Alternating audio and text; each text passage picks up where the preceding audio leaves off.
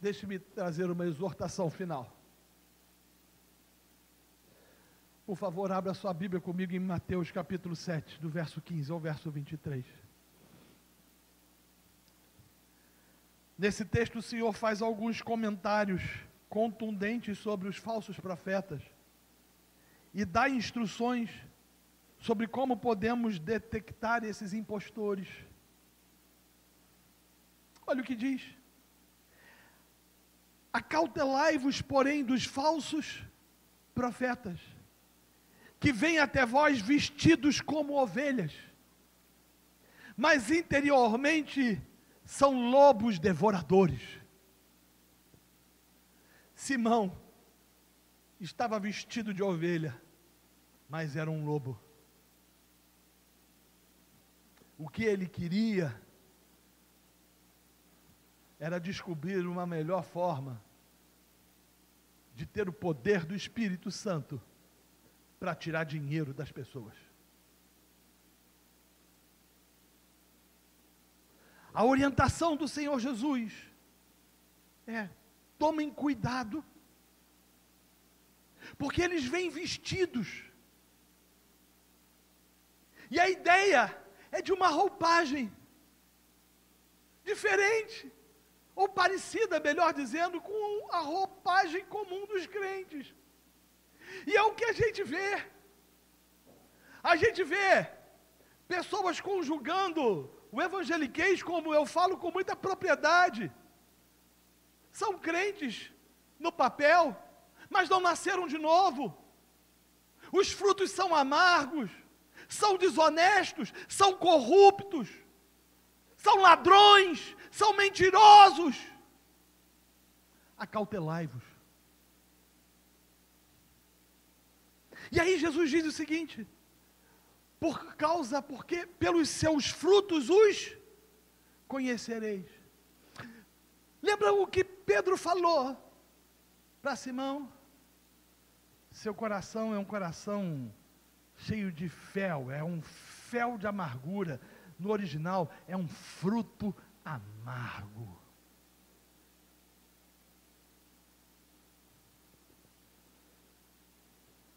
O que Jesus está dizendo é que nós devemos estar atentos, e implicitamente no texto nós vemos o Senhor nos aconselhando a julgar. Porque quando ele diz acautelai-vos dos falsos profetas, ele está tentando levar os discípulos a entenderem que existem pessoas que têm a forma de crente, mas que no fundo não são crentes, que pregam uma coisa parecida com o Evangelho, mas que não é o Evangelho, cujo caminho no final das contas é um caminho de morte. Olha o que diz: porventura colhem-se uvas dos espinheiros ou figos dos abrolhos? Assim toda árvore boa produz bons frutos, e toda árvore má produz frutos o quê? Maus. Não pode a árvore boa dar maus frutos, nem a árvore má dar bons frutos.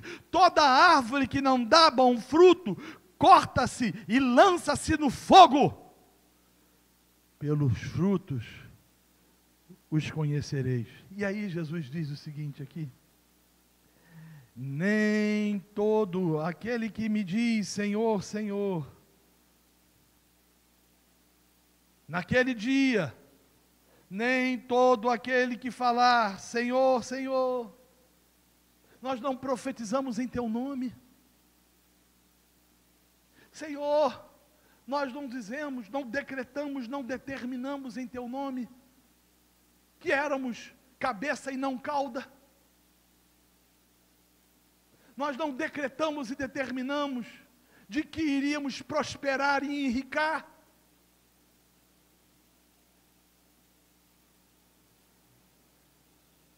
Em teu nome nós não expulsamos demônios. Tem gente que mede a autoridade de uma pessoa pelo fato de expulsar um demônio. Não. Falsos mestres e falsos profetas fazem isso.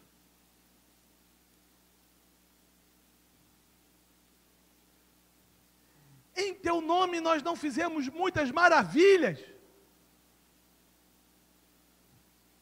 E aí, a resposta derradeira do Senhor, que deveria fazer com que eu e você refletíssemos bastante.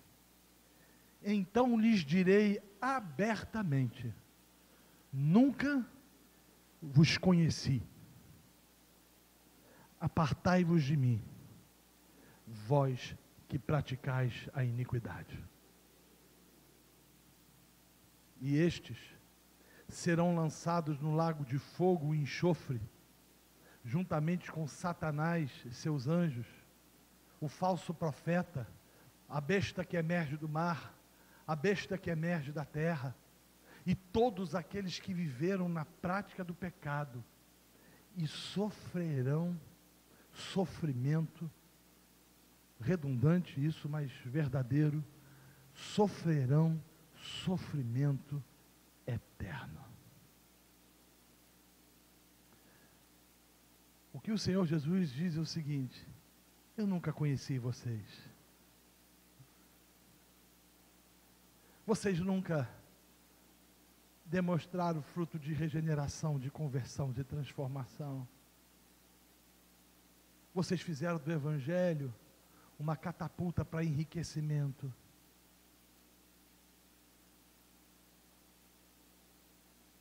Vocês vestiram-se de ovelhas. O maior do que esse não existe. Porque nesta terra, nós ainda que muita gente, ou a maior parte da população não tenha experimentado a graça salvífica, experimenta a graça comum que atenua o sofrimento dessa vida. Porque se Deus não nos desse esse tipo de alívio, nós não suportaríamos. A graça comum se faz presente quando pela manhã a brisa suave do vento bate sobre crentes e incrédulos, e a gente tem alívio para o calor que começa a fazer durante o dia. A graça comum se faz presente quando a gente ouve uma canção, ainda que de um incrédulo, mas que traga verdades e que aparentemente traz um pouco de paz ao nosso coração.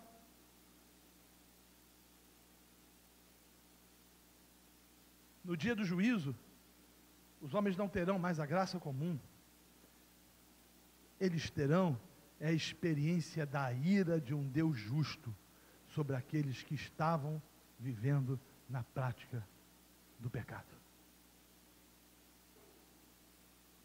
Mas os santos, os salvos, os eleitos, viverão com o Senhor no novo céu e na nova terra. A nova Jerusalém há de descer dos céus, e os homens viverão com o Senhor nesse novo habitat, onde a doce presença do Senhor. Hoje o Espírito Santo habita nos crentes. No novo céu e na nova terra, os crentes vão habitar na presença do próprio Deus, habitarão em Deus. Não haverá mais choro, não haverá mais lágrimas, não haverá mais sofrimento, não haverá mais angústia, não haverá mais dor, haverá a alegria dos remidos do Senhor, adorarem a Deus pelos séculos dos séculos. Agora deixe-me fazer um adendo final. A percepção que a gente tem a respeito de Deus na nossa cultura é muito influenciada pela cultura grega e pela mitologia grega. A mitologia grega, por exemplo, ensina que os deuses precisam ser aplacados de sua ira através da adoração, que eles ficam revoltados quando eles não recebem adoração. Do ponto de vista das Escrituras, o Deus da Bíblia é pleno em si mesmo, ele não precisa disso. Eu vi um sujeito escrevendo dizendo o seguinte, que Deus se sentia tão sozinho, que ele resolveu criar o homem para preencher o vazio do seu coração.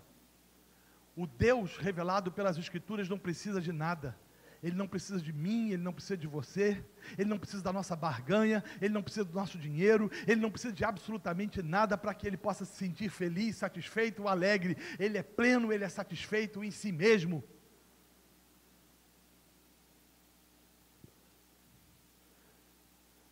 Falsos profetas vão manipulando e tentando fazer com que Deus pareça uma pessoa carente que fica implorando nossa atenção e nossa oferta para que Ele possa se sentir bonzinho e ministrar sobre as pessoas as suas bondades e misericórdias.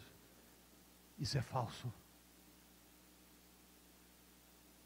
A questão é que Deus não precisa de ninguém, não precisa de mim, não precisa de você, não precisa do universo para ser pleno. Ele é pleno em si mesmo. Mas por que Ele então resolveu nos salvar? Porque Ele é amor.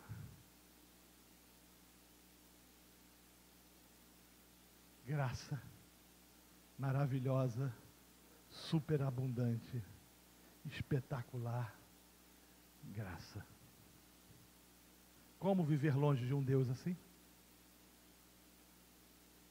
Como afastar-se de um Deus assim? Ainda que a terra não floresça, ainda que o produto da oliveira minta, ainda que os montes se lancem ao mar, como, mesmo diante de toda a situação difícil e complicada, como viver longe de um Deus assim? Que o Senhor tenha misericórdia de nós e que a sua palavra produza frutos em nossos corações. Vamos colocar de pé e vamos orar.